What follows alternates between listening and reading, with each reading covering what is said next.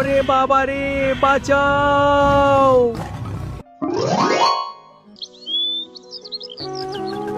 মা, আমার পেটের ভেতর কেমন যেন জ্বালা করছে, নাড়িগুলো যেন কেউ টেনে ধরছে। আজও কি উনুন জ্বলবে না মা? আমাদের কি আজও উপোস থাকতে হবে?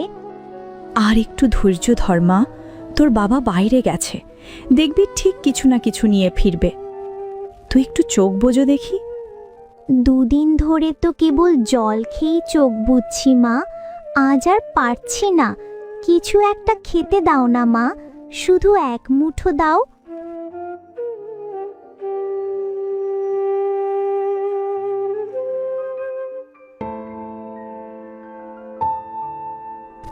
ওগো, কিছু জুটলো? মেয়েটার অবস্থা দেখো, খিদের জ্বালায় কথা বলতে পারছে না, একটু খাবার চাইছে। কপাল মালতী, সবই কপাল। আজ সূর্য ওঠার আগেই গিয়েছিলাম মুখার্জি বাড়ির আঙিনায়। ভেবেছিলাম অন্তত আজকের দিনটার জন্য কোনো কাজ পাবো। তারপর কি হলো? ওনারা তো প্রতিবার তোমাকেই ডাকেন, কোনো কাজ দিল না? না মালতী, বড়বাবু সরাসরি বলে দিলেন, রমেশ, এখন আর আগের দিন নেই। শহর থেকে ট্র্যাক্টর এসেছে। যে জমি চাষ করতে তোমাদের 5 দিন লাগতো, সেই জমি এখন কয়েক ঘন্টায় চাষ হয়ে যায়। শুধু শুধু তোমাদের মজুরি দিয়ে লোকসান করার দরকার কি? ট্র্যাক্টর? মানুষের হাতের চেয়ে কি ওই লোহার যন্ত্র বড় হলো? তুমি কি বললে না যে ঘরে খাবার নেই? বলেছি মালতী, অনেক অনুনয় করেছি। বলেছি, বাবু, মজুরি না হয় কম দেবেন, তাও একটা কাজ দিন। কিন্তু তারা সাফ জানিয়ে দিল, এখন আর দিন মজুরের কোনো প্রয়োজন নেই। শুধু তারা নয়, গ্রামের সম্পন্ন চাষিরাও এখন যন্ত্রের পেছনে ছুটছে। আমাদের মতো ঘাম ঝরানো মানুষের আর কদর নেই কারো কাছে। তবে কি আমরা না খেয়ে মরব? সারা জীবন পরের জমি চাষ করলে, রক্ত জল করা পরিশ্রম করলে, আর আজ যখন আমাদের একটু অন্নের প্রয়োজন, তখন সবাই মুখ ফিরিয়ে নিল। হায় বিধাতে, এ তোমার কি বিচার? আমরা কি তবে না খেয়ে মরব? মাটি যখন মুখ ফিরিয়ে নিয়েছে, তখন বিধাতাকে দোষ দিয়ে আর কি হবে? যে জমিতে বীজ বুনেছি, সেই মাটির বুকেই আজ যন্ত্রের চাকা ঘোরে। মানুষের পরিশ্রমের কোনো মূল্য নেই কারো কাছে। মা, আর যে ক্ষুধা সহ্য করতে পারছি না মা।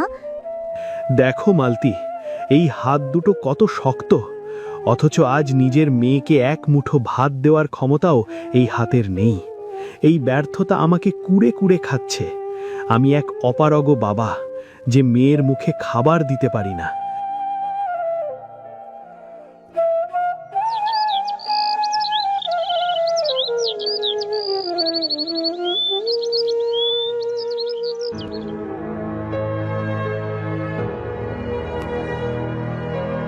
কিরে রমেশ, সাত সকালেই এমন পাথরের মূর্তির মতো বসে আছিস যে? গ্রামের হাটে তো আজকাল তোর টিকিটিও দেখা যায় না। খবর কিরে? খবর আর কি থাকবে রে ভাই, পেটেরই যেখানে খবর শেষ হতে চলেছে, সেখানে বাইরের খবর নিয়ে কি করবি? ঘরের উনুন জ্বলছে না আজ 2 দিন, কেউ আর কাজে ডাকে না রে। ট্র্যাক্টর আসার পর আমাদের মতো মানুষের কদর ফুরিয়ে গেছে। তাই বলে এভাবে ভেঙে পড়লে চলবে? শরীরটা তো একবার দেখ, যেন হাড়ের খাঁচা। এর চেয়ে মরে যাওয়াও ভালো রে দেবেন। চোখের সামনে মেয়েটা খিদের জ্বালায় ছটফট করছে, অথচ আমি তার মুখে এক দানা অন্ন তুলে দিতে পাচ্ছি না। মনে হচ্ছে বিষ খেয়ে মরে যাই। আহ, কিসব অলক্ষণে কথা মুখে আনছিস? বিপদ তো মানুষের জীবনে আসেই, কিন্তু লড়াই ছেড়ে দেওয়া কি বীরের কাজ? শোন, আমি তোকে একটা কাজের খবর দিতে এসেছি। কি কাজ দেবেন? বল বল, তাড়াতাড়ি বল। আমার এই মুহূর্তে একটা যে কোনো কাজ হলেই হলো। অন্তত বউ মেয়ের মুখে খাবার দিতে পারাটাই আমার এখন সবচেয়ে বড় দায়িত্ব। শোন, এখন বসন্তকাল, সুন্দরবনের গভীরে এখন মৌচাকগুলো মধুতে টইটম্বুর। আমি ঠিক করেছি এবার মধু সংগ্রহ করতে বনে যাব। তুই চল না আমার সাথে। একবার যদি কটা দিন খেটে কয়েক কলস খাঁটি মধু জোগাড় করতে পারি, তবে বাজারে তার চড়া দাম পাবো। আমাদের দুজনেরই কপাল ফিরে যাবে রে। সুন্দরবন বলিস কি দেবেন? ও তো জমের দুয়ার। ওদিকে বন বিবি যেমন কৃপা করেন, তেমনি দক্ষিণ রায়েও তো ওত পেতে থাকে। আমি তো কোনোদিন বনের ধারে কাছেও যাইনি। যদি বাঘের পেটে যাই তবে আমার এই অনাথ পরিবারটার কি হবে? না দেবেন ভাই, ওসব বনের কথা মুখে এনো না।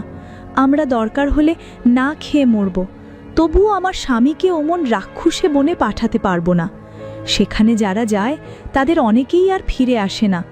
অভাবে থাকলেও মানুষটা সাথে আছে, এইটাই বড় কথা। বৌদি, তোমার ভয় পাওয়াটা স্বাভাবিক, কিন্তু একবার রানীর অবস্থার দিকে তাকিয়ে দেখো। মেয়েটা খিদের জ্বালায় শুকিয়ে কাঠ হয়ে গেছে। না খেয়ে তিল তিল করে মরা আর বাঘের মুখে মরা তফাৎটা কোথায়? তাছাড়া রমেশ তো একা যাচ্ছে না, আমি নিজেও ওর সাথে থাকব। আমরা সাবধানতা অবলম্বন করব এবং সৃষ্টিকর্তার উপর ভরসা রাখব। এই কথাটা তুমি ঠিকই বলেছ দেবেন ভাই। পেটের খিদে গেছে, প্রাণের ভয় আজ তুচ্ছ হয়ে গেছে। ঘরে বসে তো না খেয়ে মরতেই হবে, তার চেয়ে যদি একটা শেষ চেষ্টা করে সুদিন ফেরে তবে তাই হোক। সে যেহেতু একা যাবে না, তুমিও সাথে যাবে। ওগো, তুমি তবে যাও, সৃষ্টিকর্তা নিশ্চয়ই আমাদের সহায় হবেন। ঠিক আছে দেবেন, আমি যাব। আজ থেকেই প্রস্তুতি নিই। পরিবারকে বাঁচাতে হলে জমের দুয়ার থেকেও যদি অন্ন ছিনিয়ে আনতে হয়, আমি তাই করব। এই তো চাই সাহসী বন্ধুর মতো কথা। মনে জোর রাখ রমেশ, বনবিবি আমাদের খালি হাতে ফেরাবেন না।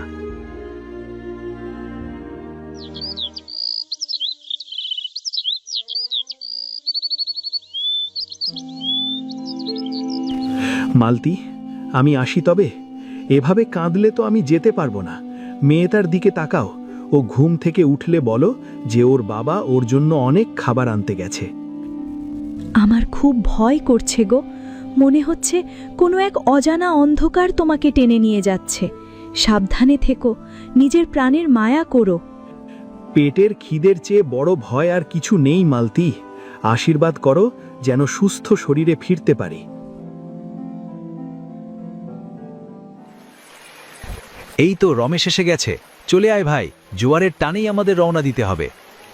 কি গো রমেশ, শেষ পর্যন্ত জমের দুয়ারে পা রাখতে রাজি হলে তবে? সুন্দরবন কিন্তু দয়ার সাগর নয়, ওটা হলো বিপদের গুদাম। খুব হুঁশিয়ারি নিয়ে চলতে হবে। কাকা, উপায় নেই, দেওয়ালে পিঠ ঠেকে গেছে। আপনি সাথে আছেন এটাই বাসা। আমি নজর রাখব। আচ্ছা, বাঘের হাত থেকে বাঁচার কোনো উপায় নেই? উপায় একটাই, মন পরিষ্কার রাখা। আর শোনো, বড় মৌচাক দেখে যদি মনে লোভ আসে তবেই বিপদ। বনদেবী তাকেই রক্ষা করেন যে সংযমী। বনের লতাপাতা, জল, কাদা সবখানেই বিপদ ওত পেতে থাকে। বিষধর সাপ আর চোরাবালির কথা তো বাদই দিলাম। ভয় পাস না রমেশ, আমরা একে অপরের ছায়া হয়ে থাকব। শিবু কাকা বনের ইশারা বোঝেন, তিনি যেখানে পা ফেলতে বলবেন ঠিক সেখানেই পড়বে। আমাদের শুধু একটু সাহস দরকার। ঠিক বলেছিস দেবেন। খিদের জ্বালায় ছটফট করা বাচ্চার আর্তনাদ যে শুনেছে, তার কাছে বাঘের গর্জনও হয়তো অতটা ভয়ঙ্কর লাগে না। আমার লড়াইটা শুধু বাঘের সাথে নয়, দারিদ্র্যের সাথে। ঠিক বলেছ, তবে মনে রেখো, বনে আমরা মেহমান। প্রকৃতির সাথে লড়াই নয়, বরং তাকে শ্রদ্ধা করে চলতে হয়।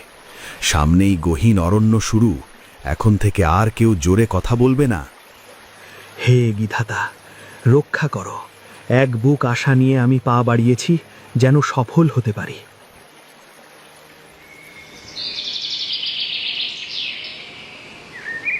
নিচু স্বরে রমেশ, অত হাঁ করে কি দেখছিস? পায়ের নিচে তাকা, মাটি এখানে বড় পিচ্ছিল। আর কান খাড়া রাখ, বনের নিস্তব্ধতা কিন্তু বিপদের লক্ষণ হতে পারে। জানিস ভাই, আমি ভেবেছিলাম জঙ্গল মানে শুধু ভয় আর হিংসে, কিন্তু এখানে এসে আমার মনের সব ভয় যেন ধুয়ে যাচ্ছে। গ্রামের সেই অভাব, খিদের জ্বালা সবই এখানে কেমন ফিকে হয়ে গেছে।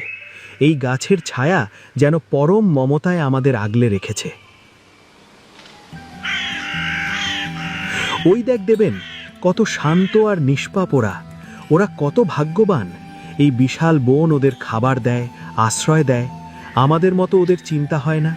আমরা মানুষরা কত স্বার্থপর, নিজেদের অন্ন জোগাতে ওদের এই শান্ত নিস্তব্ধতা ভেঙে দিচ্ছি। কি বিড়বিড় করছিস পাগলদের মতো? চল, আমাদের অনেকটা পথ যেতে হবে। হরিণ দেখে পেট ভরবে না, আমাদের মৌচাক খুঁজতে হবে। ওরে চঞ্চল পাখি, তোরা কি আমার মতো এক মুঠো ভাতের খোঁজে প্রতিদিন এমন করে ডানা ঝাপটাস, নাকি তোরা এই বনের সত্যিকারের রাজা? তোদের কোনো অভাব নেই, কোনো বন্ধন নেই, তোদের গান যেন এই বনের সুর। রমেশ, তুই দেখছি কবি হয়ে গেলি। বনের পশু পাখির সাথে কথা বলছিস, ওরা কি তোর কথার উত্তর দেবে? হেসে ওদের উত্তর দেওয়ার প্রয়োজন নেই রে দেবেন। আমি ওদের চোখে এক অদ্ভুত শান্তি দেখতে পাচ্ছি। মৌমাছিদের গুনগুন শব্দ শোনো, ওরাও কত মন দিয়ে কাজ করছে। প্রকৃতি কাউকেই খালি হাতে ফেরায় না। বন তোর উপর মায়া ছড়িয়ে দিয়েছে রে রমেশ, কিন্তু সাবধান, এই মায়া যেন তোকে অসতর্ক না করে তোলে, তাহলে কিন্তু বড় বিপদ হবে রে। না দেবেন, আমি আর ভয় পাচ্ছি না। তবে আজ আমি এক নতুন শিক্ষা পেলাম। আমি এই বনের কাছে এসেছি সাহায্যের জন্য। আমি মধু নেব ঠিকই, কিন্তু লোভের বশবর্তী হয়ে এই অরণ্যের কোনো অনিষ্ট করব না। অকারণে একটা ডালও ভাঙব না, কোনো প্রাণীকে ভয় দেখাবো না। আমি বুঝেছি, আমি শুধু মধু নিতে আসিনি, আমি এসেছি এই প্রকৃতির আশীর্বাদ নিতে।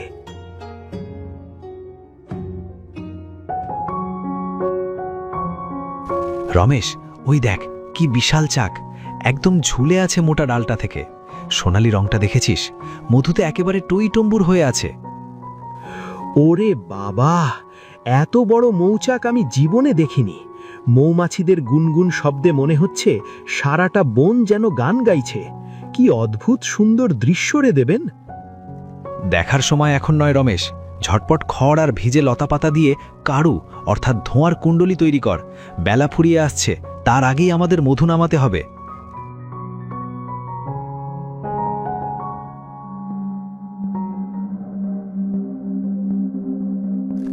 হে মৌমাছিরা, তোমরা দিনরাত খেটে এই সম্পদ জমিয়েছ।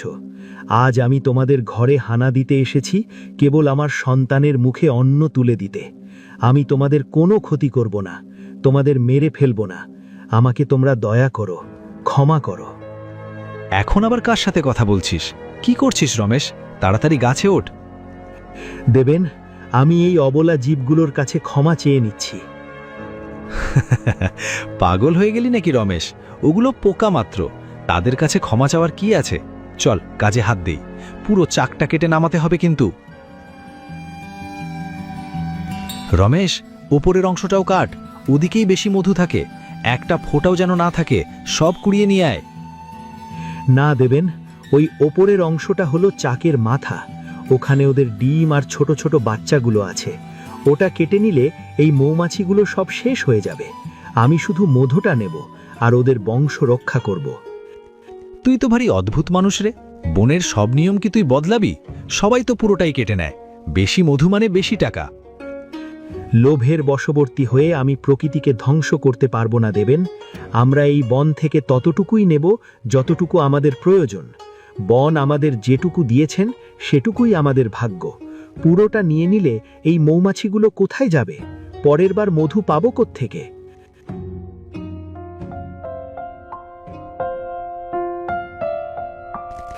ধন্যবাদ হে বন, আজ আমার ঘরে রানীর মুখে খাবার জুটবে।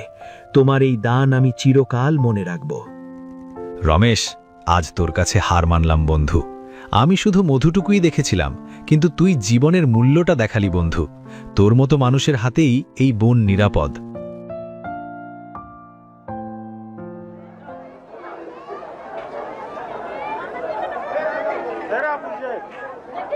কি গো রমেশ, এ তো দেখছি সাচ্চা পদ্ম মধু। এমন স্বচ্ছ আর কড়া সুগন্ধ তো সচরাচর দেখা যায় না। তুমি কি এতে কিছু মিশিয়েছ নাকি হে? আগে না বাবু, ও কাজ রমেশ কোনোদিন করবে না। এ মধু সুন্দরবনের দান। আমি নিজে অনেক কষ্ট করে সুন্দরবনে গিয়ে এই মধু সংগ্রহ করে এনেছি। এতে একটুও ভেজাল নেই। তাই নাকি? শহরে এই মধুর প্রচুর কদর হবে। তুমি একটা কাজ করো, মধু পুরোটাই আমাকে দিয়ে দাও, আর এই নাও দাম।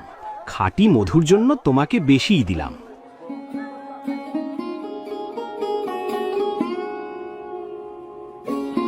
ও দাদা, আমাকে 5 কেজি চাল দাও, সাথে ডাল, তেল আর নুনও দিও। আজ আমার ঘরে অনেক দিন পর ভাতের হাঁড়ি চড়বে গু। এই নাও রমেশ, আজ যে তোমার মুখটা খুব হাসি খুশি লাগছে, কি ব্যাপার এত বাজারে একসাথে করছো? মনের জ্বালা মিটলে তো হাসবই দাদা।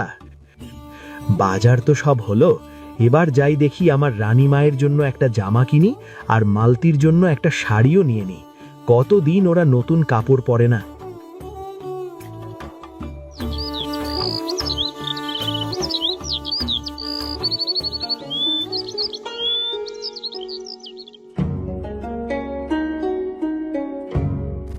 বাবা, বাবা তুমি এসেছো? বাবা তুমি কি অনেক কিছু কিনে এনেছো? মা বলছিল তুমি নাকি অনেক খাবার আনবে। হ্যাঁ রে মা, আজ শুধু ভাত নয়, তোর জন্য নতুন জামাও এনেছি। এই দেখ। ও মা, দেখো বাবা আমার জন্য কি সুন্দর জামা এনেছে। তুমি এসেছো? তোমার জন্য যে কত চিন্তায় ছিলাম। এত কিছু আনলে কোত্থেকে? আমার তো বিশ্বাসই হচ্ছে না। বিশ্বাস করো মালতী, বন আমাদের খালি হাতে ফেরাননি গো। বনের সেই সোনালী মধু আজ আমাদের কপাল খুলে দিয়েছে গো। এই নাও তোমার শাড়ি। অনেক দিন তো ছেঁড়া কাপড় সেলাই করে পরেছ, আজ এটা পরে রানীর জন্য ভাত রাঁধো। আমি এখনই উনুন ধরচ্ছি। সত্যি আজ আমাদের ঘরে আনন্দের দিন।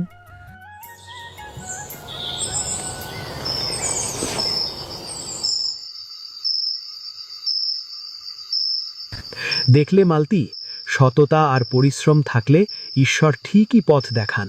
দারিদ্র্যের সেই কালো মেঘ আজ কেটে গেল। তোমাদের মুখে খাবার তুলে দিতে পেরে আমি আজ খুব খুশি। হ্যাঁ গো, আজ মনে হচ্ছে আমাদের ঘরটায় আনন্দ বয়ে যাচ্ছে।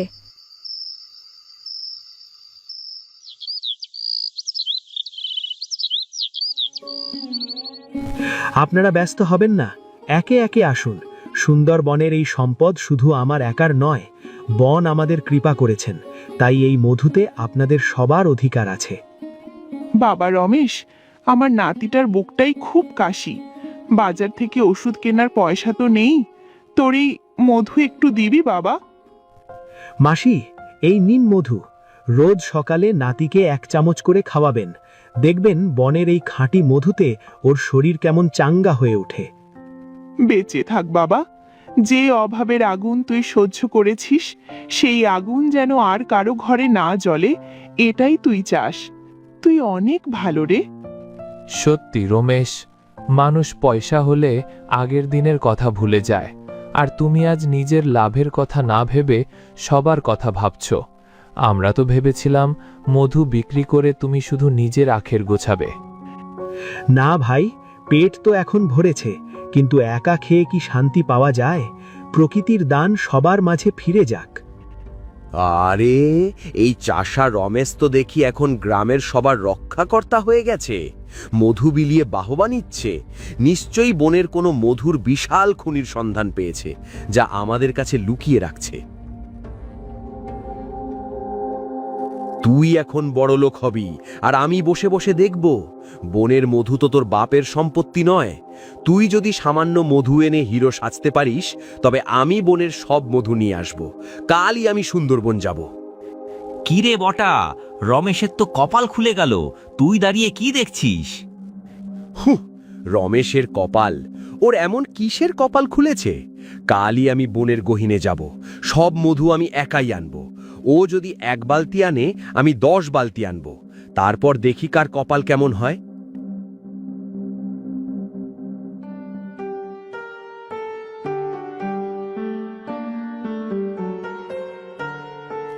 কিরে, তোরা দেখছি ওই রমেশের মায়াজালে আটকা পড়ে গেছিস। দেখলাম সৎ সকালে ওর উঠানে মধুর জন্য লাইন দিয়েছিস। কেন বটা ভাই, ও তো খারাপ কিছু করছে না।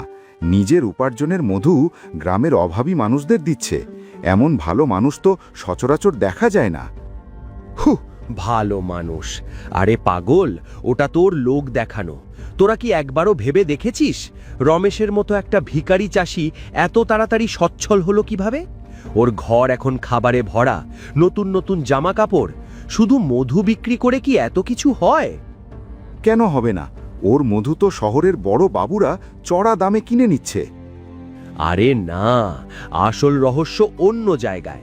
আমি নিশ্চিত ও বনের ভেতরে কোনো গুপ্তধনের হদিশ পেয়েছে। মধু তো একটা অচিলা মাত্র, ও তোদের সামান্য একটু মধু দিয়ে মুখ বন্ধ করে রাখছে, আর আসল লাভের কড়ি নিজের সিন্ধুকে ভরছে। ও আসলে একটা ধূর্ত শেয়াল। গুপ্তধন? কিন্তু রমেশ তো বড্ড সরল মানুষ, ও কি ষড়যন্ত্র করতে পারে? আরে সরল মানুষই তো বেশি বিপজ্জনক হয়।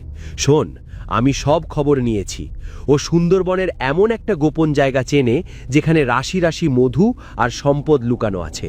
আমি ঠিক করেছি আমি নিজেই এবার মধু সংগ্রহে যাব। তবে আমি ওর মতো ছিচকে চোর নই। আমি যাব বনের একেবারে গভীরে। কিন্তু বটা ভাই, সুন্দরবন তো খুব বিপজ্জনক। রমেশ বলছিল বনের বাঘ আর সাপ খুব ভয়ঙ্কর। ও তো অনেক নিয়মকানুন মেনে বনের প্রতি শ্রদ্ধা রেখে সেখানে গেছে। নিয়ম কানুন? ওসব ভীতু আর দুর্বল মানুষের কথা। বনের বাঘ ভাল্লুক আমার লাঠির এক ঘায়ে কুপকাত হবে। আমি মধু নেব আর প্রয়োজনে গাছ কেটে সাফ করে দেব। আমি যদি একবার বস্তা ভরে মধু নিয়ে আসতে পারি, তবে দেখবি এই গ্রামের লোক আর রমেশের নামও মুখে নেবে না। অতিরিক্ত লোভ কিন্তু ভালো না বটা ভাই, প্রকৃতি তো কারো ধার ধারে না। লোভ নয়, এটা আমার বীরত্ব। রমেশ যতটুকু মধু আনে আমি তার 10 গুণ নিয়ে আসব। সম্পদ যার হাতের মুঠোয় তারই সম্মান। দেখে নিস তোরা, রমেশের এই সাধুগিরি আমি ধুলোয় মিশিয়ে দেব।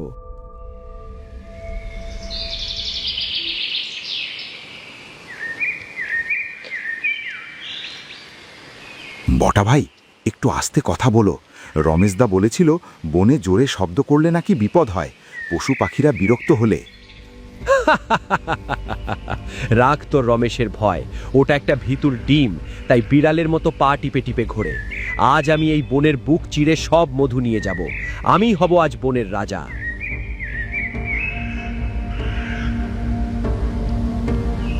এ কি করছো বটা ভাই? এত বড় আগুন কেন?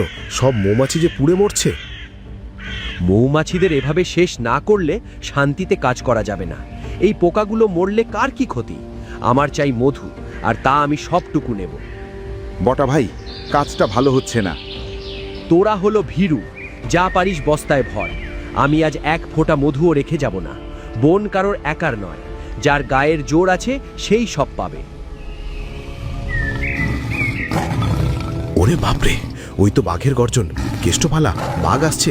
বটা ভাই নেমে এসো, সব ফেলে পালাও।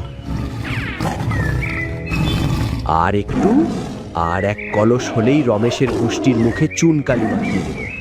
বাঘ আমায় কি করবে? আমার হাতে কাটারি আছে।